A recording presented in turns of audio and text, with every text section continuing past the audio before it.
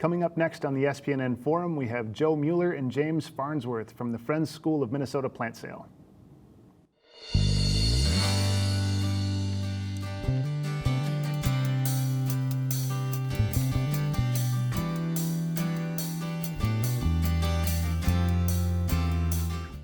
Hi, I'm Martin Ludden, Executive Director of the St. Paul Neighborhood Network, and we are here live in the Kwame McDonald studio at SPNN with Joe Meuller, Head of School at the Friends School of Minnesota, and James Farnsworth, both an alumni and a volunteer on the plant sale. So Joe and James, welcome to the forum.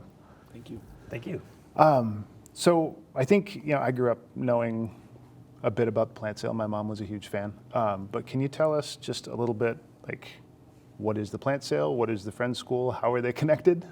Sure. Well, I'll talk about the plant sale. So basically, the plant sale started as a fundraiser for the Friends School of Minnesota. It started just on our front lawn and side yard in 1989, just as a kind of, we had some marigolds, had some impatiens, pretty simple stuff. Mother's Day baskets. Right. Hanging baskets, one-page catalog, kind of traditional school plant sale. Yeah.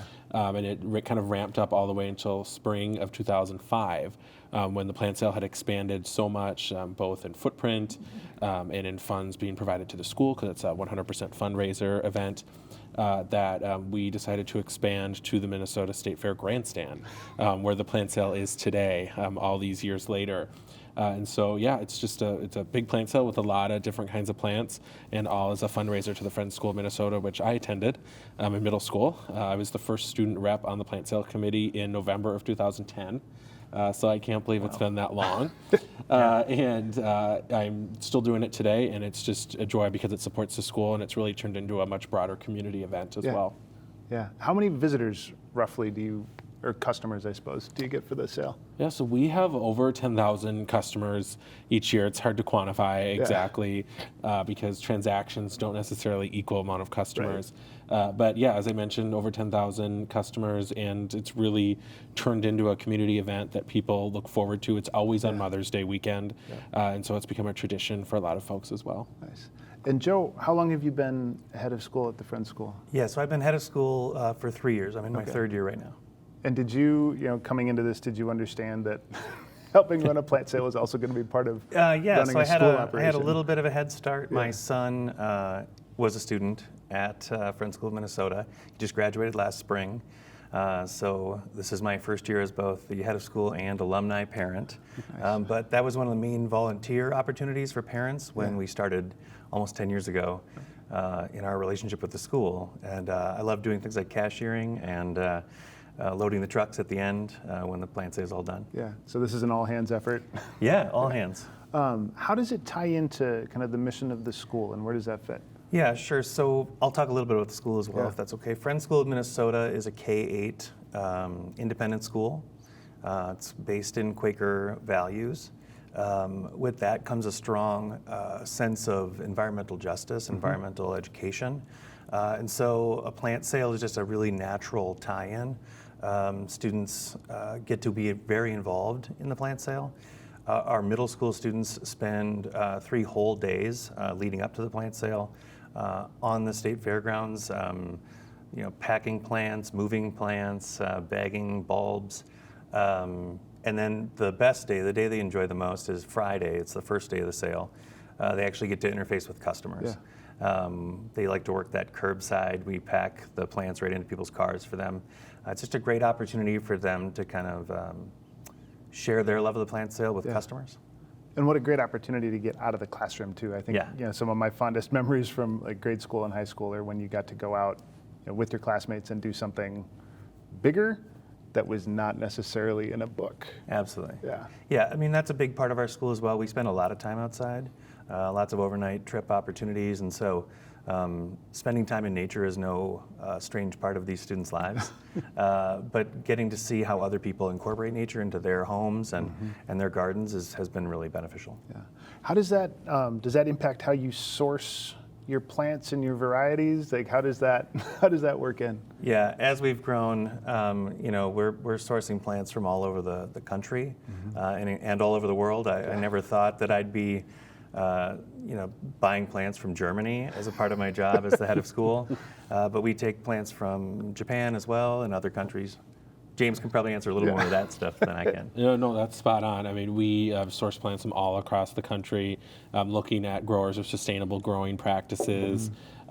We have neonicotinoid, I think is the term. Non-neonicotinoid. Yeah, so we don't, there's that chemical, Yeah. that's a major chemical and pesticide in plants. And so we do not buy any plants that have been treated with that. So a non-neonic for short. Correct. Plant sale, which again is another way for the sale to be integrated into the school's values, environmental justice, sustainability, that kind of thing. And I think those neonicotinoids are bad for pollinators, right? Correct. That's the main issue, and bad for pollinators, and that's kind of also been integrated into the school with landscaping as well. Joe might be able to talk about that. Yeah, our grounds are very pollinator friendly. We have a few pollinator homes built in, but we let things go pretty natural, and we get a lot of local interest in our yard, and the neighbors really like how it looks. Yeah, well, it's a great part of the neighborhood. So started in that front yard, side yard. Now you've moved, I mean, the under the grandstand space. I think most folks probably aren't used to seeing it not as like merchandise mart during the state fair, where you can go see the people doing all the crazy like direct to consumer TV stuff and making their pitches, but it's a massive space. Right. So how much, like how many plants move through that space over the course of the weekend? Yeah, I mean, it's at least 30,000 square feet. The main level of the grandstand plus the outside plaza area is what we utilize, and then actually a little area across the street, kind of where the French fry booth is during the fair for our garden fair and exhibitor area. But, we have over 2,500 varieties of plants. And so I don't know what the exact unit is, but we have a very small amount of plants left at the end of the sale. And if we do have leftover plants at the end of the weekend, they all go to local community gardens for free. So we kind of donate back into the local community, and that's been a great source of partnership as well. Yeah. What's the mix kind of between, and maybe it's 50-50 or less so, between, kind of decorative and like, I'm trying to think about community gardens, like pepper plants and, vegetables and producing things. We have a lot of vegetables, a lot of herbs, but then, big perennial and annual section, shrubs, fruits, trees, indoor plants, water plants, hanging baskets. We kind of cover the whole spectrum of plants. And so I don't know what the exact split would be. Actually, we probably have more kind of along the lines of more material, kind of herbs, vegetables, what you'd put in a garden versus decorative plants. Yeah. So what does it look like? If I'm going to come to the plant sale, I'm going to be a customer. What's that experience? What should I expect? Yeah, well, I'll start a little bit here. So, big event. It's particularly crowded kind of on Friday morning to Friday afternoon, right when we open the sale. It's a Friday, Saturday, Sunday sale of Mother's Day weekend. And so if you come early, kind of early Friday or Saturday morning, it's pretty crowded. So we have a wristband system where you start and we call numbers and let folks in the building in certain batches just to make sure from a crowd control standpoint. But if you come in the afternoon or in the evening on any of the days that we're open, it's much more casual. You'll have a great shopping experience no matter what. But it kind of speaks to if you have a certain plant that you want from an availability standpoint, or if you're just going to come kind of casually shop and see what you run into. Yeah, the website's pretty impressive. Actually, people seeing what's available, they can make shopping lists right on the plant sale website. So we get a lot of traffic on that website. That's a huge benefit, because I would I would show up and be immediately overwhelmed, I think, by the scale. So you can do that ahead of time, do your research, do your shopping, make your shopping list on the website. And that's friendschoolplantsale.com. Yep, friendschoolplantsale.com is all the one website. Word? All one word. We're also on Facebook and Twitter. And there's not only a Facebook page, but there's a Facebook group where there's actually a lot of conversation amongst gardeners and sale attendees. It's kind of turned into a local Twin Cities gardener group. And so someone actually just started a thread the other day saying, hey, I'm a first-time Friend School plant sale shopper. Can I get some advice? And there's just loads of comments. So if you really want to plan your shopping experience, you can go on that Facebook group and get really in the weeds to be prepared. Or not the weeds, not the weeds. Right, or not the weeds in this case. And people should know that there's a non-computer-based way to shop as well. We have our students distributing and their parents distributing a paper version of the catalog to coffee shops, libraries, any vendor that'll let us put a small stack in there. Yeah. Excellent. And it's good to meet people where they are. But I like you talked about this as a community building event. Yeah. And that is also, that community sometimes is online too. So this has been, we're coming on the 34th year. Yeah, that sounds right. It's so started in '89. What's new this year? What can people expect different from last year? Anything? So I would say kind of what's new this year is that we're back to normal. So we've had all sorts of pivots because of COVID. 2020 sale was canceled. 2021 looked different, was completely outdoors. And then 2022 was relatively back to normal. But I would say, we're back to normal in the same footprint in the grandstand. Kind of, if you shopped with us from 2019 or before, it'll look really familiar, basically identical except some more space in the aisles, because one feedback we got from social distancing during COVID when we had to make our space more is that people actually prefer that. In general, regardless of social distancing considerations. So, we always change out varieties of plants. Again, our website or the paper catalog, if you happen to pick one up in a coffee shop, will list some of the different plant varieties more specifically. But I would say the biggest thing is that we're back to normal in our usual spot. Yeah.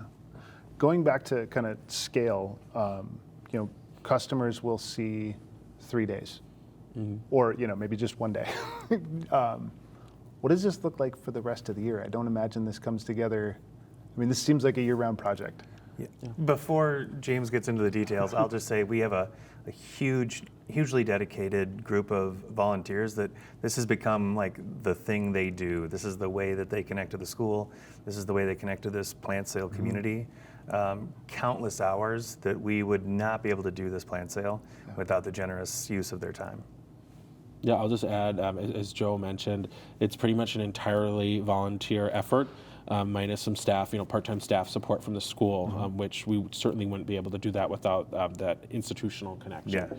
But it's pretty much all volunteer ran from the top down, year-round. The planning committee meets year-round. We kind of take off from the end of or after the plant sale's over until September. But the buying committee, so there's a separate committee that buys all the plants and nurtures those relationships with growers.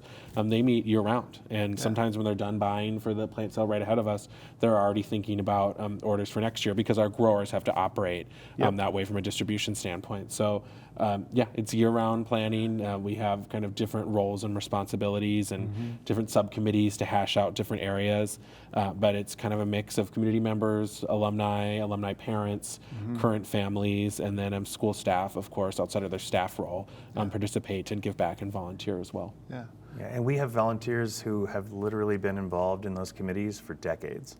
Right. Wow. I mean, it's been a huge part of their lives. And it'll be impossible for us to ever repay those efforts. Yeah, I think, people understand, I think on a surface level, like volunteering with a nonprofit, but when you really get into some of those deeper relationships and commitments and efforts, like the roots on that are so deep. Yeah, to say, we've got volunteers doing this for decades. That's pretty cool. And you're lucky to have that. Yeah, we know it. Yeah. What's your favorite part of the plant sale? Getting a chance to talk about the school a little bit. We always have this kind of in-joke that people know more about the plant sale than they do our little school. Each sale, at the end of each sale, people have the opportunity to donate directly to the school in a roundup or a few extra dollars on top of their plant bill. And it never fails that at least one customer a year, when you say, would you like to donate any extra dollars to the school, they'll say, there's a school connected to the plant sale? And we have to explain, and it's a good opportunity to make another new connection in the community, in the greater Twin Cities community. Yeah.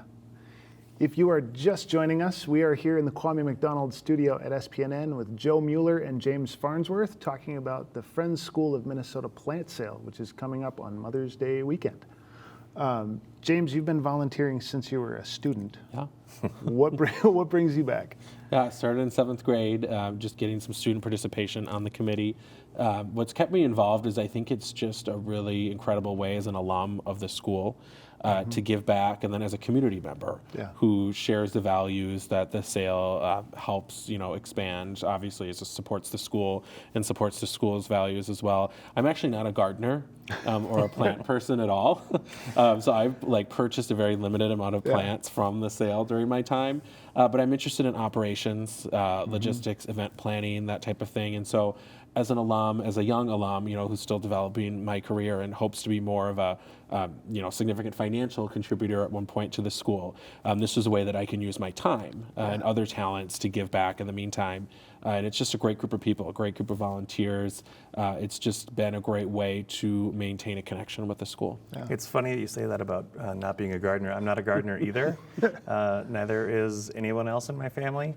But the year that the plant sale was canceled, we tried to do our best to sell as many of those plants through online sales. And I volunteered in my backyard because, my son was a student at the time. And my wife Kate and I joked that our backyard has never looked as good as it did that year with pallets and pallets and pallets of plants in the backyard. And it was sad to see them go as each customer picked up their pallet. Yeah, like, no, please, could you leave that one? Exactly. Right. Yeah, I'm also not a gardener. I'm in charge of like mowing and like pot-based, like container-based plants in the house. Sure. Like anything that gets stuck in the ground outside, I am not. Yeah. That is not my Same. bag. Yeah. So what are how big of a volunteer crew runs this sale? So, I would say we have a core planning committee of about 20, 25 people. Then there's coordinators, so people that come in during the weekend of the sale to coordinate different areas. Then kind of moving up from a general volunteer base. I mean, we have over 1,500 volunteer shifts. Wow. Just that we fill the week of the sale. And then there's kind of some year-round shifts as well. And then, staff and families at the school who pitch in throughout the year. But yeah, that would be, basically kind of the different layers of it. Yeah, so 1,500 shifts just the weekend of the sale. And what Yeah. are those folks doing? What kind of work are they up to? They could be tidying plants on shelves. They could be watering. They could be doing construction or deconstruction. I mean, I like to say from a scale standpoint, a little less, but basically, in a sense, this is like setting up a Bachman's nursery and taking it down in a week. Right. And people can't even imagine doing that, right? And so they could be doing any number of those jobs during the sale, working on our entry team, cashiering, tallying, basically every aspect from an operational standpoint of the sale, we have volunteers working on because that's what the sale relies on, and it's a labor of love and support of the school. And a great chance to be, out in community and amongst Absolutely. a huge variety of green things, which in a year like this, where we don't really have any green things outside yet, it's got to feel good to be kind of in that mix, like going to the conservatory. Absolutely. Yeah. The weather's been really cooperative. We kind of like it to stay not so great up until the plant sale, so that when people get that urge to get out there and get in their backyard, we're there for them at the exact right time. So Yes. the weather's been perfect this I year. hadn't considered that. This has been a perfect year for that. Because, Yes. nobody at least putting things in the ground yet. Right. Because, it has not been a lovely spring. Yeah. How many, are there volunteer shifts available? Yeah, so if you go to our website, friendschoolplantsale.com, all one word, there's a volunteer tab on there. So just click on the volunteer tab. It'll show you exactly what's open still. And people have to drop and swap and change shifts. So frequently go back to our website and check if something doesn't work for you right away. There's a lot of drops and changes that happen leading up to and during the sale. And we certainly have availability right now. Is there anything in particular you're looking for, or come one, come all? It really depends on kind of what's reflected in real time on the volunteer system. Usually deconstruction, kind of the end of sale jobs when we're all wrapped up and maybe doesn't, seem as glamorous of a job. But those are the really important things. We get out of the grandstand on one night. Yeah. Basically, Joe's done deconstruction before. Yep. It's a heavy lift, but it's really critically important to the success of the sale. Yeah, and one thing great about the volunteer shifts is there's really something for anybody. People see a plant sale and they see volunteer opportunities and they think, well, I have to know a lot about plants. Right. If you work deconstruction, you don't have to know anything about plants. You just have to be able to carry something from point A to point B, put it in the place that somebody told you to put it, keep doing that for a couple of hours. It's pretty good.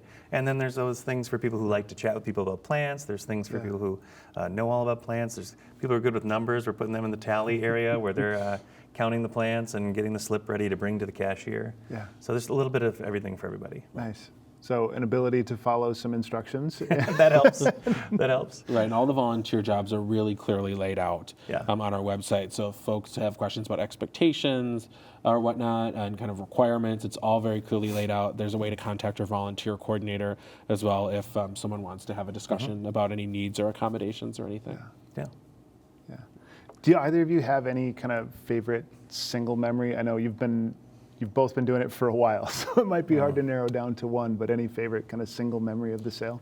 You know, this comes to mind, and it's a little embarrassing on my part, but Go for it. All the better. basically, you know, I'm not a very emotional person in public from a crying standpoint, but you know, super long story short, one year there was an accidental mix-up at curbside loading with someone took someone else's plants by accident, and that happens a few times a year, and we're always able to replace things and whatever, but an upset customer had come back in, and you kind of originally in customer service or that kind of forward-facing role may have kind of one instinct, but what this woman was actually feeling, instead of kind of initially maybe looking like it was going to be an unpleasant interaction, was that she was so devastated that her plants had been taken by accident because, one, she really wanted to support the school in a significant way because it was a significant purchase, but also that our quality and variety just goes so unmatched from her perspective, and she was kind of more of an avid gardener than I am, which is non-existent, but she was actually an avid gardener, and just seeing how distraught she was, which of course in the moment wasn't great for her, and we worked through it and resolved it, but instead of assuming it was going to be kind of a negative customer interaction or maybe somebody would be more upset, her basis for being upset was because this plant sale in the school is so special to her, and in many other kind of external roles I do, I always think about that as an example of the power of the plant sale and why I still stay involved. Yeah, I think my memory is kind of connected to that power of the plant sale. As an early volunteer, when my son was at the school, I just did my job. I came in and did my thing, and I didn't really know the big impact. But coming into the role of head of school, especially, I came in the July of 2020, right after the plant sale had been canceled, leading into a kind of restructured version of the plant sale. And being able to stand up at the top of the grandstand and use the microphone and kind of open the plant sale, and to hear people kind of cheer the way they might at like a concert about the opening of a plant sale, I was like, wow, this is a big deal for these people, and it's been hard for them, for us to be closed for a year. They didn't know what to do. And kind of connected to that, we have an information table for the school right at the end as people go out. We call it a thank you table because we really just want to say thank you as people go by, and if they want to know anything about the school, they can stop. But we've noticed that people come together on this weekend. It's a destination. We've had people come in from different states. They drive in from North Dakota, South Dakota, Wisconsin, and Iowa, and even some groups have made T-shirts.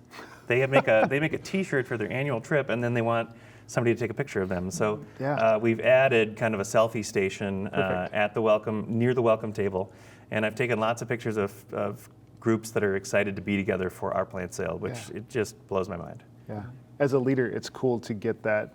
You get the small stuff all the time, but to get that at scale, like to really feel that, absolutely, it's got to feel so good. It does. It does. Yeah, you get your rock star moment at the grandstand. Yes.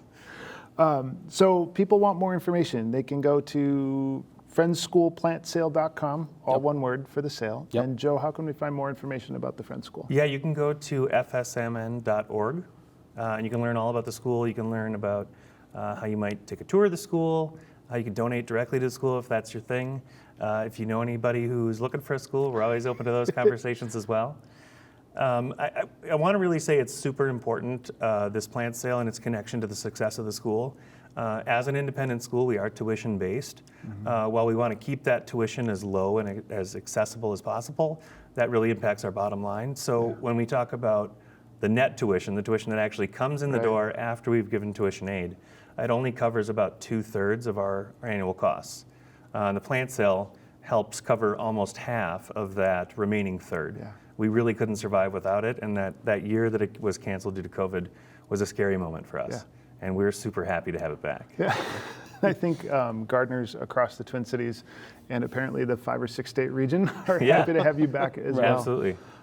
Thank you for joining us. Thanks for your time today. Thanks for providing a great community building experience for folks around the Twin Cities. Thanks for being here on the forum. Thank you for having us. Yeah, thanks for having us. We have been here on the SPNN Forum with Joe Meuller and James Farnsworth talking about the Friends School of Minnesota plant sale coming up on Mother's Day weekend. Thanks for watching, and join us again soon.